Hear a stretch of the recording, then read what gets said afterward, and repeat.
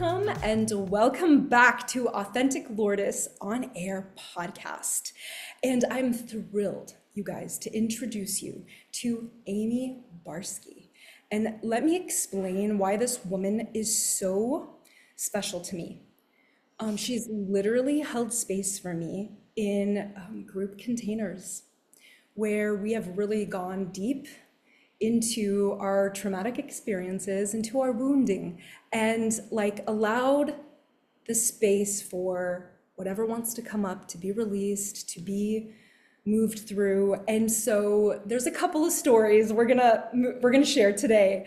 But Amie has, I'll let her introduce herself as well, but Amie has, for me, been this beautiful space in which really supported me through healing at a new level, at a somatic level, at the body level. And so I've met her in container for, she's been coaching and also breathwork facilitator.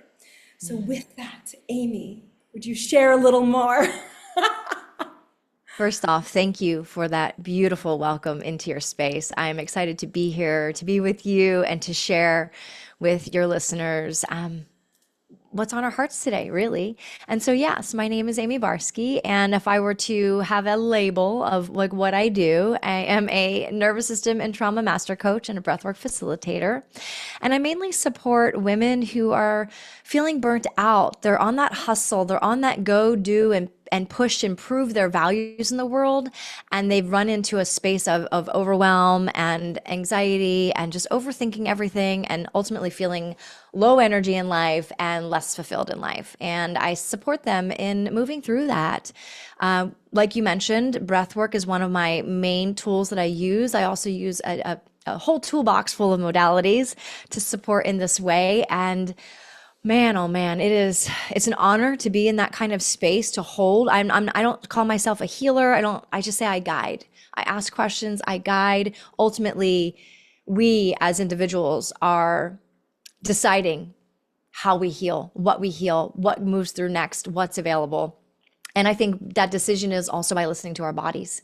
You know, you mentioned the word somatic, and somatic means body. Soma means body. And so we're working with the energetics of the body. And yeah, so that's in a nutshell what I do. But most importantly, I'm a human, so I still have my own shit come up. Like, who do you be? Amie, who do you be?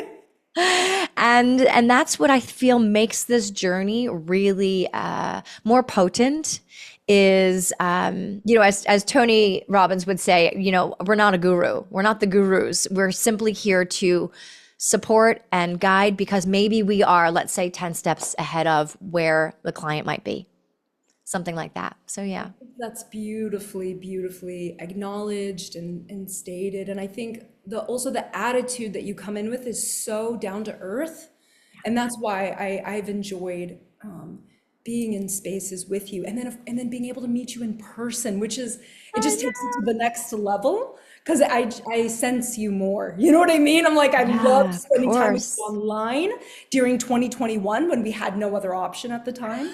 And yeah, and now it's like, to meet you and witness you more in these, like as Amie, who you be, rather than what you do. Oh, yeah, I'm grateful. Love that. Yeah.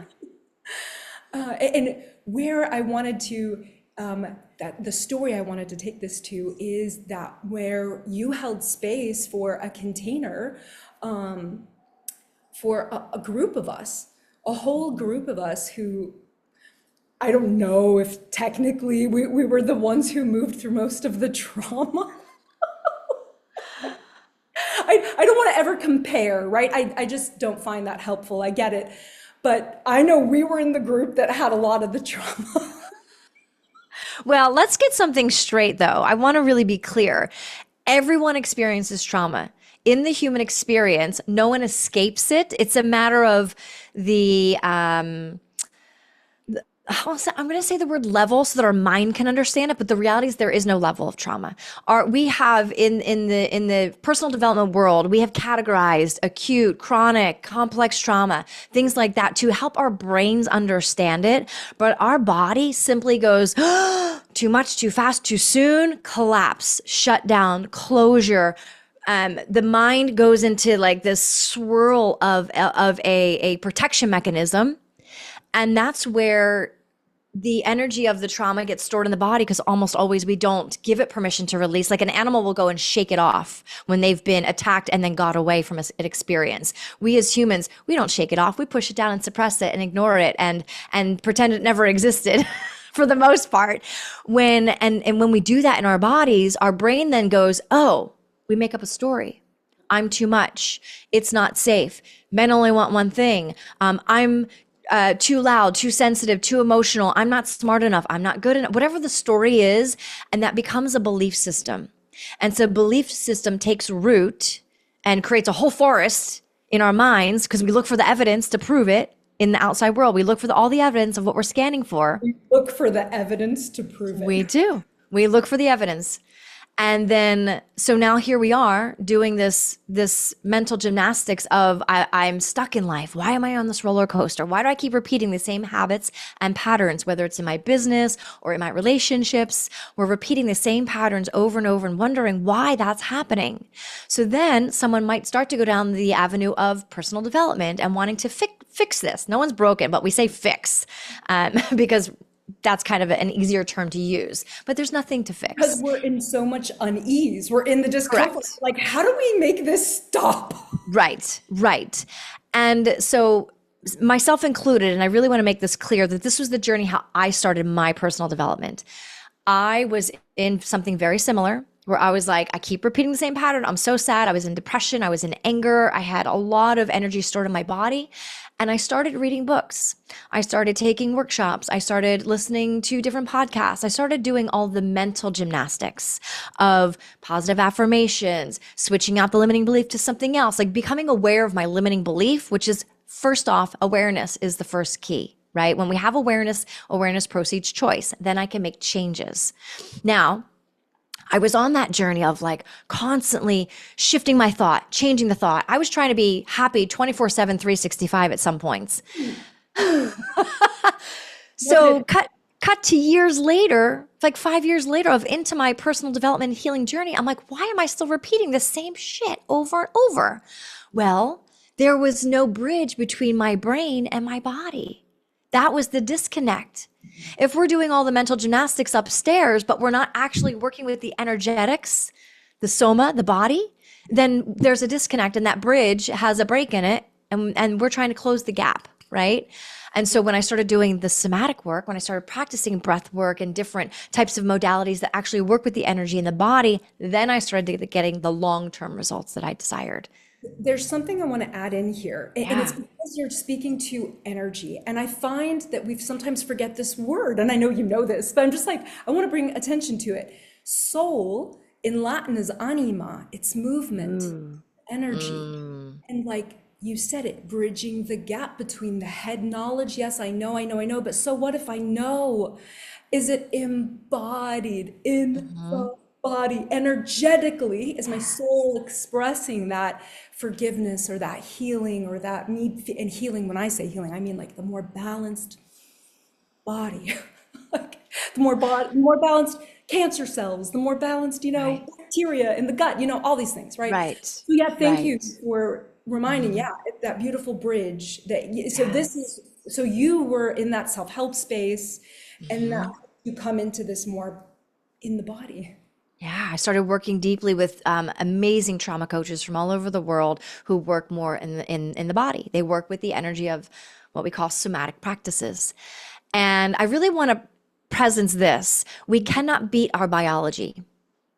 We cannot beat our biology. We get to work with it.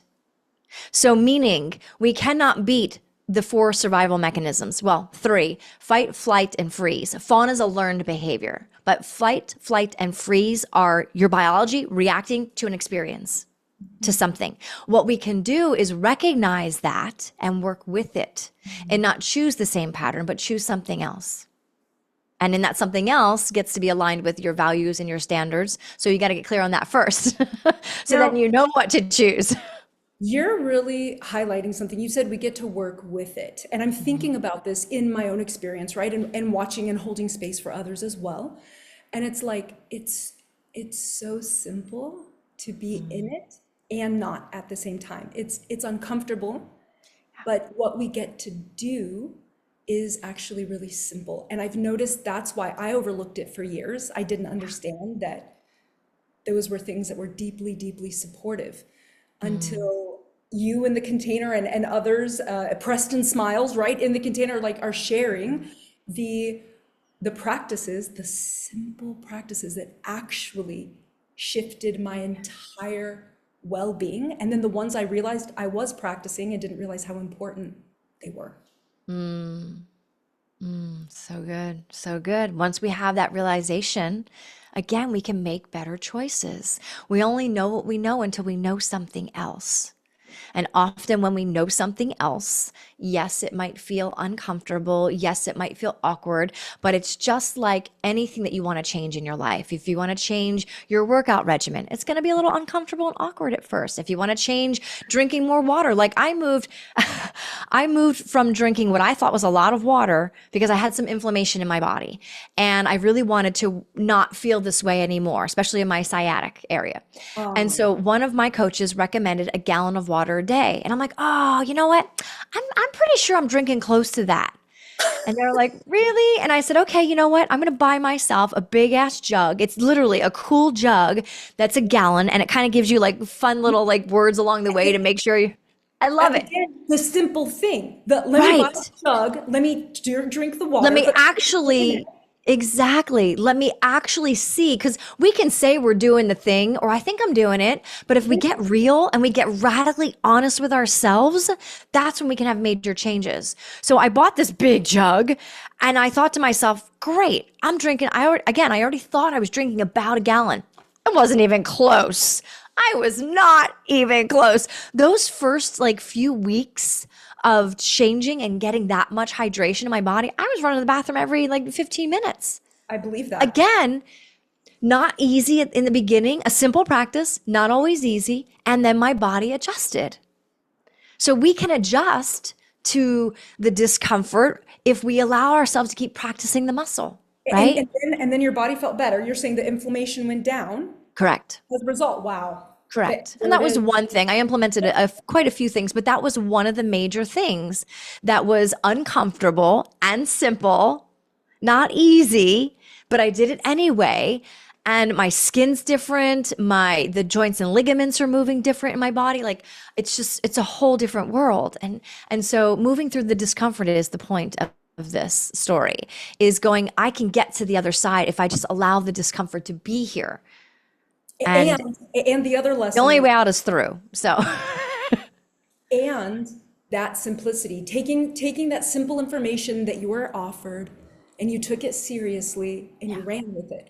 As I've noticed that does, like, it's so easy. I acknowledge, I respect, it's so easy to overlook that simple thing. yeah, yeah, So yeah, so what's interesting about our stories and how we connected was for me to get into the self-help space, which I'd been reading books for years. I stepped into this program, this Stretch 22 program, to stretch myself, to challenge myself, as I felt really called to step into the space, to hold space for people. And I didn't even fully, I had ideas of what that was going to look like. But I'm telling you, being in that space and just allowing what got to come to my attention to come, and those are the two key things, seeing these simple practices I had done, and then seeing the ones you guys were highlighting that could really support our actual physical nervous system, our bodies, our electric body. yeah, I was like, oh my God, and having this happen in a group container. Amie, watching you hold space for a group of us, actually, a greater group of us, like 60 of us at first, but with another team of you, and then you concentrating in and checking in on the group of the 6 of us. What that was, I'm telling you, that was life-changing. And the part that I want to highlight here is one of the most incredible questions that you asked me, and you asked those of us. And because when I was sharing about trauma, I realized it was like, it was that a lot of childhood, like that childhood trauma, that's probably like, and I understand we all hold that, right? Because trauma is wounding. It just means that we got wounded, we got hurt. And That's part Yeah. of being in this life experience.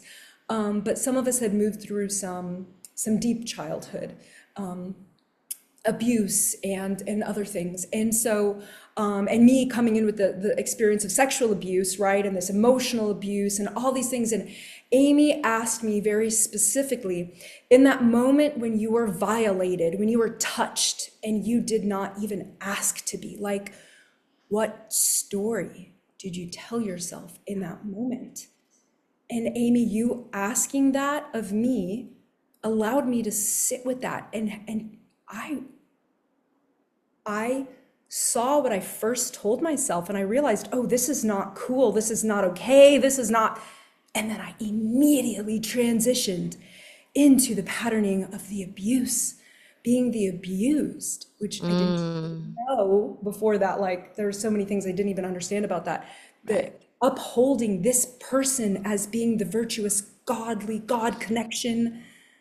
And like that helped me realize, wow, because the other things you shared was a lot of storytelling, us really connecting to being the storytellers. That was another beautiful practice that we got to sit with and be with and connect to. So yeah, anything you want to share about that, being in these spaces with people that get to be super vulnerable and super real and tune into what we're telling ourselves. Yeah, thank you. What I feel happens in a group dynamic, we'll call it a group coaching space or program, is we then go into the realization that we're not alone, that nobody's alone. We all have something that can be relatable to the other person's experiences. And when we have this unity of we're all human, we all crave love and acceptance, we all fear abandonment, rejection, betrayal, right? We all fear these same things. And it's like, oh my gosh, wow, okay, well, you know what? I'm human and this is awesome because now I get to be cleared of the shame and the guilt because I am being witnessed. I'm being witnessed in my experience. And when we bring it to the light, when we bring it and we say it and we vocalize it and we allow the body to move the energy out through particular practices, that's when we're restoring the nervous system back to a place that we call homeostasis, where we're not in flight, flight, freeze, or fawn. We're not in that sympathetic survival mode. We're now in parasympathetic. Now, mind you, there are natural stressors in life, and it's good to have stress in life to a degree because we want our tolerance level to be expanding, right? And so if I say, I want to hold a bigger life, meaning I want the love of my life to show up and I want, $1 million salary every year, and I'm coming from a wounded space when it comes to partnership and romantic love. And I'm coming from a scarcity mindset and a lack mindset when it comes to money. Like, oh man, I've never broken $75,000 a year yet. How am I ever going to get to 1 million? If that energy is how I'm coming towards the big dreams, it feels too much. So we break it down to the macro, right? We're looking at when we're looking at the macro, it feels like, So if I can Yeah. get to the micro moments to start unpacking and disarmoring the body of why do I feel lovable? Why do I feel like I don't belong or fit in? If I can unpack the armor around why do I have a money story of, man, money's just really hard to make and it's just never going to happen for me, right? These are limiting beliefs. Back to what you said when I asked you, what story did you make up about yourself? What did you make that mean about you? Because that's what we do. When we take something personal, oh, he didn't call me back for a second date, we make it mean something about ourselves. We automatically, we start making up stories. Oh, I didn't get that second interview for that job, or I didn't get that promotion I asked for. We make it mean something about ourselves. And it all has to do with our worth. And so when we're in that spiral of I'm not good enough, fill in the blank of whatever that is, it sits there like a big fat boulder in the way and you can't seem to get around it. It's like armor in the body. So working through that in a space where we're in a setting where there's a group of people being witnessed, being truthful to themselves, because that's what it takes. It takes radical honesty, which I think is the hardest part. Because once you can break through and say the thing, whatever that hard thing is, almost always, every time you say it again, it gets a little bit lighter and a little bit lighter, a little bit lighter. And next thing you know, it has zero charge. Exactly. Charge meaning energy in the body, charge meaning trigger of like, my throat's getting tight, my belly's upset, I've got welled up eyes, my tears are just about to, overflow. That's what I mean by charge. And I want to offer this beautiful reminder that charge is I would never label it good or bad. I would just label it, it is what it is. It's informative. It lets me know what's alive. It lets me know what's alive. That charge is your body communicating with you that there's still some stuff to look through, be with, allow. That's the charge message. The message, the body is always communicating. So the next time you are at a coffee shop, the next time you are on a date, the next time you're having a conversation with your mother or your father or somebody that, pokes the bear, watch what your body does. Are you collapsed with your arms crossed? Are you kind of like covering yourself? Are you turned to one side or are you actually facing them? Like, where are your eyes? Is your gaze down? Is your jaw tight? Like, watch your body language. It's communicating. And afterwards, how do you respond as well or react as well? That's also such beautiful information. Oh my God, I want to use the word beautiful. It is. It's very beautiful information because if we listen to those cues, those signals that the body is sharing, then we have more awareness and then we can make different choices. We can go in and ask, oh, what is this about? We can get support and understanding because the more we understand ourselves, as Rumi says, know thyself, right? The more we understand ourselves and how we move through the world, the less likely we'll repeat patterns that have been blocking us from doing and design and moving forward in what we want. And a fun bonus to that is the fact that it provides that container you're talking about of compassion within ourselves to grow and expand. Yeah. And you know what else it brings in? I'm going to bring this topic up. You stop self-abandoning. You stop abandoning yourself. You start to actually use your voice. You start to actually stand up and get so clear on your values and standards that you don't tolerate being treated however you feel you're being treated that's inappropriate or crossing boundaries or whatever that is, being spoken to in a disrespectful way. You don't tolerate it anymore. However you feel you're being treated, I think this is so potent. This has been another thing that's come out of stepping, I want to say integrating Stretch 22. For me to that integration process, and I'm still in it. I was just sharing with you before we got on here, like the relationships I'm getting to look at in my life. We're in an eclipse. It just finished yesterday, but I'm just saying I still feel that energy because I feel I'm moving through some heartbreaks of business connections that have just, it's highlighting to me, oh, are you still going to accept this in your life? And it's, like they're in their perfect process. I don't feel I have to make them the bad guy or anything. I just get to recognize, Lourdes, where are you taking responsibility for the stuff happening in your life? Because you see this and this and this, and you respect it and it gets to be there. And where are you going to place yourself now so that you open up the space for more and different? So I'm telling you, woman, you helped create that, awareness within myself, which is just it. I could not have paid enough money for that. Just saying. A lot of times when we step into hiring a coach and working with somebody, whether it's one-on-one or group or whatever it might be, sometimes it's just that one thing that shifts, that changes the entire trajectory of our entire lives. And I think as humans, we go in expecting this big, massive shift.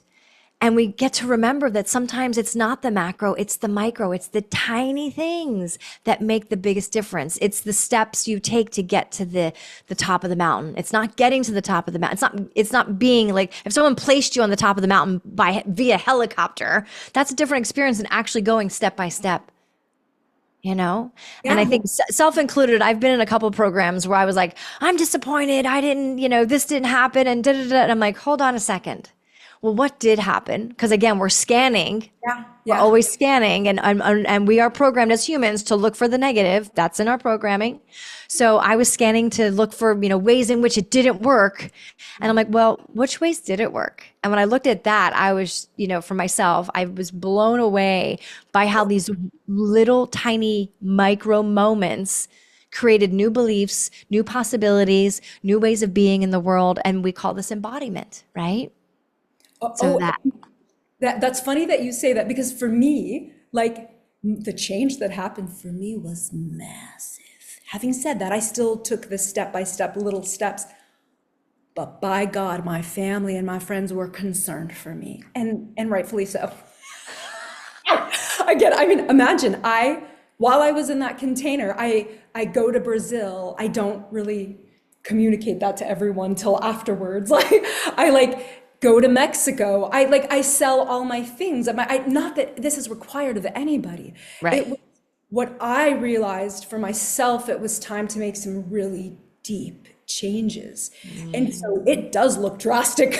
It can, for sure. It did turn out, and having said that, it would never have been if I didn't take those super tiny, simple steps to look at myself in the mirror and be with me and tell myself that you are beautiful and I love you, Lourdes. And let's hold the intention of moving through grief and anger that is still within us from some specific situations.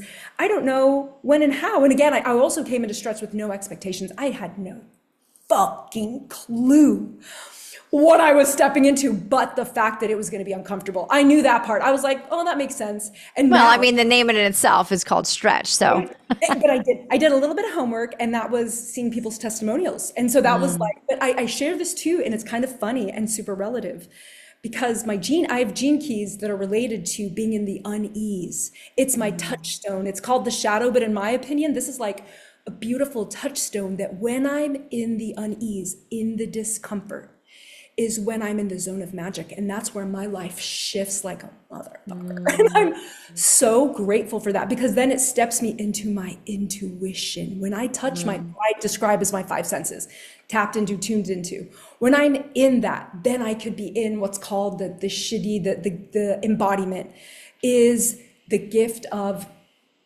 clarity. And that so stretch gifted me that to move through what's called my life's work. That's under that gene key. And for me, that's just a massive flavor of what I came here to learn and how to operate. Is like, are you going to be in that beautiful unease every time it comes up? Because baby doll, it's going to come up every time. It's not going to come up once or twice in your life. It's going to come up again and again. And again, the shadow, you could call it that, they call it that, but to me, it's this beautiful touchstone that is so supportive. I call it a gift in strange wrapping paper. I learned that from a friend as well. And what I really want to preface is your statement around it coming up again and again and again. This work is not a one and done. This work is, when it comes up, what are you doing with it? That's the game. That's the game here. We're playing the inside out game, meaning something's coming up on the inside. How am I choosing to be with it? Am I going to suppress it? Am I going to sweep it under the rug? Am I going to avoid it at all costs? Am I going to self-soothe in an external way by scrolling or drinking or shopping or whatever we're doing to avoid the thing that's there? It's that game. And like we were talking about earlier, it's the game of, is it bringing up a charge inside of me? Is it bringing up energy? Because it's not to say it's not going to come up. Yeah.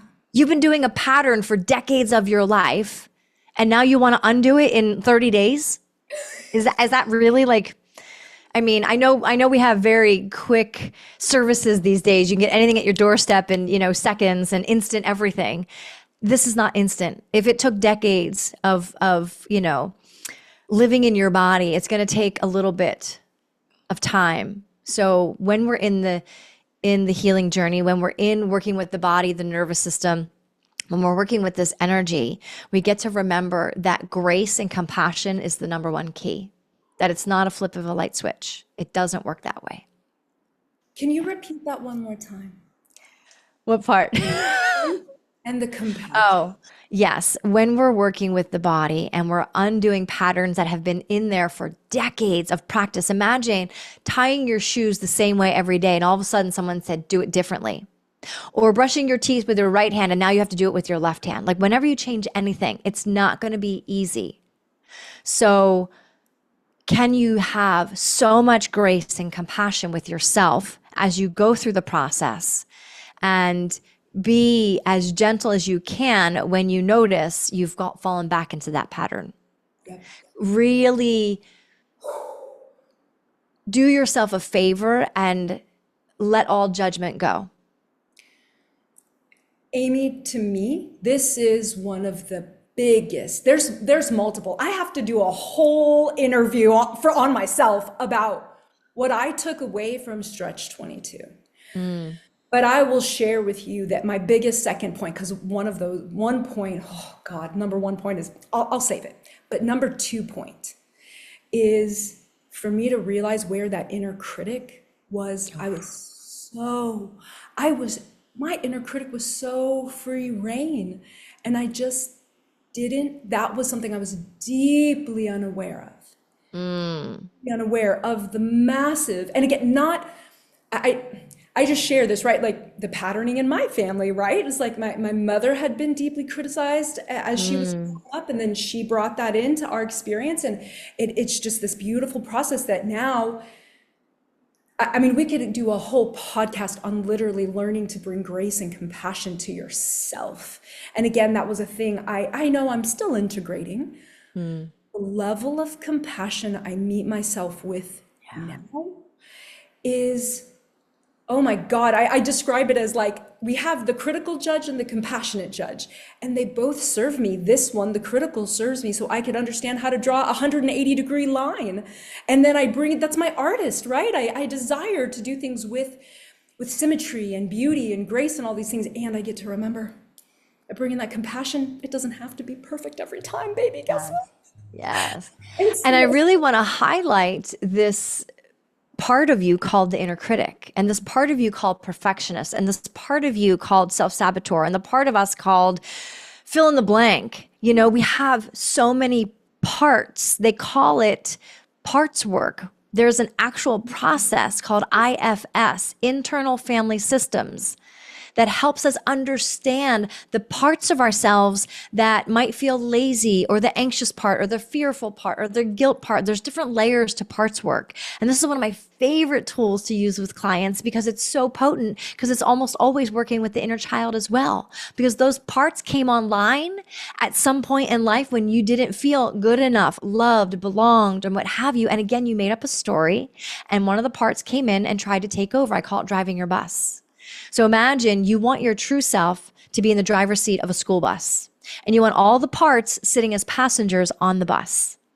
Now, sometimes these parts take the steering wheel and make a left turn, they make a right turn, they change the radio dial, they put the windows up and down, they hit the gas pedal, they hit the brake, right? They're trying to drive your bus in a different direction because our North Star can feel really scary sometimes. Again, those big dreams and goals that we have. But if our true self is driving the bus, it knows exactly what's needed. But often these parts take over. And what we get to do is when that perfectionist or that procrastinator or that self-saboteur, that inner critic, the self-doubt is driving the bus, you have a conversation with it. Because all that part needs is some love and compassion. It needs some understanding, and it needs to know that it is safe to rest, to not drive the bus any longer. And when we have that tool in our back pocket and we sit with it, and I work through my clients with the energetics of it, you know, in the body, where is it taking up space, and we do some somatic processes, the next thing you know, that part isn't so active anymore. It's not in the driver's seat. Yeah. Amie. Yeah. God, there's so much I could say, but I did want to share one more story before we like go anywhere. I was like, nope, there's that in that container, you also held space for the whole group of us to move through virtually. I want to highlight that it was virtual. And the reason why is because I want to highlight that a lot of my own healing journey, which actually, I got to back up for 1 second before, like, side note on the virtual. Amie was saying bringing compassion and not letting this drive the show and all of these things. And then, man, my mind went to, oh, it'll come back if it's meant to. I'm going to let that rest. Okay. I'm going to come back to this, this story and the fact that virtual is, I've seen it support me massively. I will never down on that. If you have the opportunity to meet in person with somebody, excellent. If you have the opportunity to be face-to-face over Zoom or even a recording, you guys, so many things have supported me. I don't want to diminish that. And this is an excellent example of that, because this was a breathwork practice and we were invited to bring in an intention. And for me, I had been holding whenever it's supposed to be, not pushing it, not being attached to how it had to look. Another beautiful thing I learned in stretch. And when I say this, I could say these words and you could be like, oh yeah, I'm not attached to this, that, or the other. When you really look at these details, they change your life. They change your life that's what I was going to say. How funny. I'm going, okay, full circle. I love it. I have been told by so many people, they have told me, oh, I could never, like that thing that's driving in the driver's seat, it always has to be that way. I could never change that. And I've said, wow, you believe that. Your truth in the moment, and that's okay. And I'm living proof to remind you that there is a different option. You do not have to live in that. And it's okay. Either way, you get to choose. But I want to share with you that if you're feeling so intensely driven by parts of yourself, these different parts of yourself, these familial parts of yourself, please take note that if you so choose, it won't be comfortable, but it is possible. And especially when other people are supporting you. Oh my God. I want to highlight something you just said because it's really important. It is a choice. And when one of my coaches said to me, Amie, you can choose to suffer or not. Because the only person that's suffering was myself. So if I continue to choose the same thought or the same situation or the same relationship or settle for the same BS, I'm the one causing my own suffering. No one else is responsible for that. But I played the victim game most of my life. If we look at the drama triangle, right? Victim, villain, hero. I played the victim most of my life. My parents were the villain, or the partner I was with at the time was the villain. And I was just like, woe is me. And I was causing my own suffering. And so when my coach presents that, like, you get to choose to suffer or not, that's when I was kind of dumbfounded for a moment. I was like, what, really? Because I didn't understand I had a power of choice. I was following the rules by what society says I'm supposed to do. And then in my opinion, my life turned out shitty.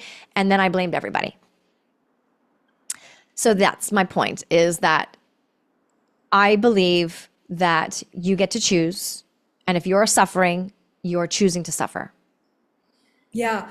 Ooh, so for example, in my life now, I feel like life is far easier, far simpler, far, like, literally ease and grace. I'm not even joking. And I say that, and I'm not trying to ignore that I still move through bullshit. Every god and goddess still gets to move through the mud. It's part of the fun of this game we came to play. And now it is actually, I'm able to sit with it and be with it and feel it and put myself into that drama and move it through me and presence it. And so that segues into the story I was sharing about coming into Amie's virtual breathwork practice, where I'm going to be super real about this because it's really fun. I think we put a lot of pressure on ourselves to how breathwork has to look and all these things. But having said that, I came into the space with, like, here I am. I get to bring in whenever the anger wants to go, whenever the anger around the whole situation that happened with the pastor, right?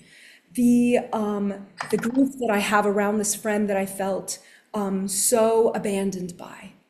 Those were two things I was allowing myself to, whenever it was time for them to move through, to be. And what came through this beautiful breathwork practice, which this is the fun, honest, vulnerable part I want to share. I couldn't even keep up with the breath work, right? Like I was in the breath and then my body just took off and it did its thing and I trusted it to do its thing. I wasn't trying to keep count and do and no, I just let it be.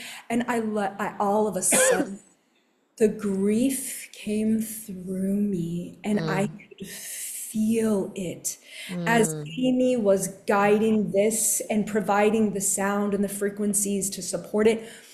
And by the way, listening to other people move through their process. Some people were moving through anger, some through orgasms, some through, all these different things. And for me, it was grief. And I allowed myself to be with it. And so even though I didn't follow, right? Like that's why I want to bring that attention that don't worry about trying to like do all the things correct.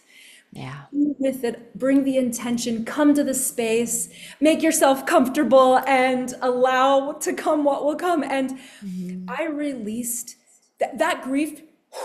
It moved through me. I cried, I felt it. And then the next emotions that I felt were literal gratitude that I oscillated from gratitude to love to like this heart expansion that was all I could feel. Yeah. Nothing else. And let me tell you, gratitude for Amie, gratitude for all those coaches who held the space for us, because there was at least 10 of you. And for the whole container, right? Like in this moment, it was you holding us in that breath work. And I say, Amie, all the other souls that were on that call, we were all holding space for one another. We were the space because we are time and space, right? We are height, depth, and width. And so we are past, present, and future. And so for me, that was just, oh my God, it was so rich. And my ear is ringing, my left ear is ringing so hard right now. Oh my God. But I really wanted to share that story with Amie being present so that like you guys could hear this, because it's so beautiful when we come without these expectations and attachments to outcomes and just be like, just be there with it, allow whatever desires to come through it. Like when we could do that, again, me even coming into this container, like just thinking to myself, I'm going to learn, because I think we forget this word discipline is rooted in the word disciple. It is to be the pupil. As long as I bring my pupil heart to the table, I can also be the teacher. I could be both. And it's just, oh my God, it's rich and delicious. And so, yeah, Amie, I just thank you for allowing me to share this story with you present, because I've shared it with some other people as well. I've been like, oh my God, please, take note if you feel called to, be in the space of this beautiful soul. Like this is what has come through for me in this space. So good. So good.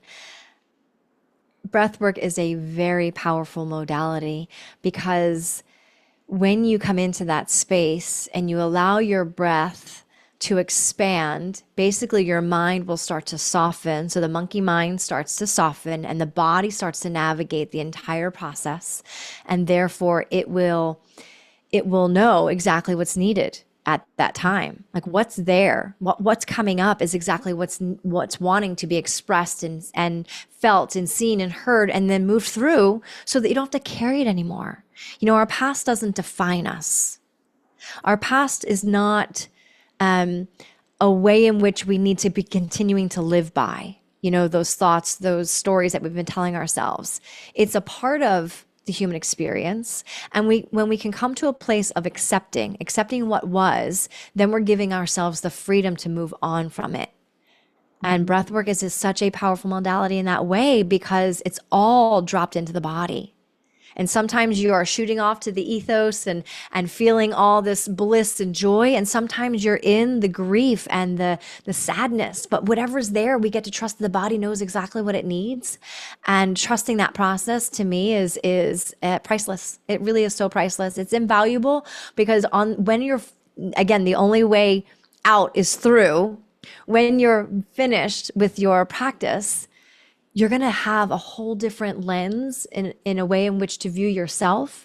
Your body's going to feel differently. You're probably going to sleep a lot better. You're going to have a clearer mind. You're going to have more energy. You're going to feel more grounded and connected to your true self of like what feels powerful in your body. And that's your true self driving your bus. That's your true self back in the driver's seat.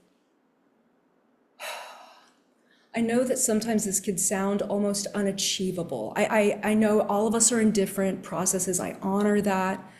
But I have noticed for myself, when my body is in alignment, when I'm in the things that I feel very called to be in or with, I feel so much more energy. My vital life force is up. I feel incredible. And when there is pain in the body somewhere and the ibuprofen ain't doing anything for it, and there's like these different things coming up where I'm not sleeping. It's like, okay, what's off? Body, thank you for notifying me. Let me look into this. So yeah, I just, and I understand like in modern culture, we ignore these things. Well, you feel better because you're not self-abandoning. Yeah. You're not abandoning yourself. You're actually listening and going, okay, what's here? What do I need? Because ibuprofen is a Band-Aid. Most medicines are Band-Aids. We're not actually dealing with the actual root of what's going on. We're putting a Band-Aid on it. And I get it. There are moments when that Band-Aid is much needed. It's not to deny it. It's to say, how long am I going to work with a Band-Aid? Because it's not going to go anywhere. So if you keep suppressing something, you keep pushing something down, you keep avoiding that uncomfortable conversation, you keep staying in the relationship, even though you know it's way beyond its expiration point. Yeah. Because you're afraid of, I'll be alone the rest of my life, and this is better than nothing, and you're settling financially, for I can't do this, or all the reasons we give ourselves. Yeah, exactly. Oh, my children. Oh, God. You're only creating more suffering for yourself. Your children are going to be so grateful when you're in alignment. Absolutely. Absolutely. Yeah. Well, Amie, beautiful queen, how can we find you? Where do you hang out? And what do you offer us? I love it. Well, I hang out in San Diego because that's where I live most of the time, but I do travel. However, to find me easily is Instagram, Amie Barsky Coaching. Please send me a DM. I find it interesting. We use a lot of these social media platforms. We say, oh, I want to connect. But we're using it more like a television versus a telephone. So can we turn the channel and like actually telephone? I mean, I'm not saying you have to call me, but like send me a DM and say, oh my gosh, I heard you.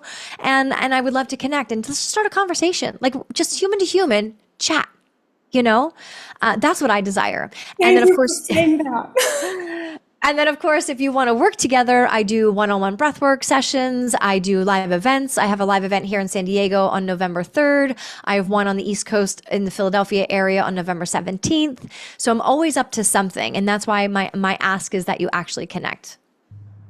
Yay. Oh my God. I thank you for saying that. That was so delicious to me. This Libra is so happy to hear that. Like, oh, yay. Relationship with people. Yeah. And if you really want to go deep, I have one-on-one coaching as well. I have a 30-day starter program to get to help you know yourself. And then I have a 90-day program as well. That's a very deep dive and lots of fun. So there's some options there. Please reach out. Beautiful. Amie, thank you from the bottom of my heart for so much, for being you. Honestly, like, fuck it, like literally for being you. And for spending some time with me too when we've been able to hang out in Austin. No. So yay. Thank you. Thank you. Remember, you guys, check out the other podcasts coming out. Amie has a podcast. Oh my God, we almost left that out. All her details I will put down below. Yeah. But thank you for being here. We will see you guys next time on Authentic Lourdes on Air podcast. Ciao.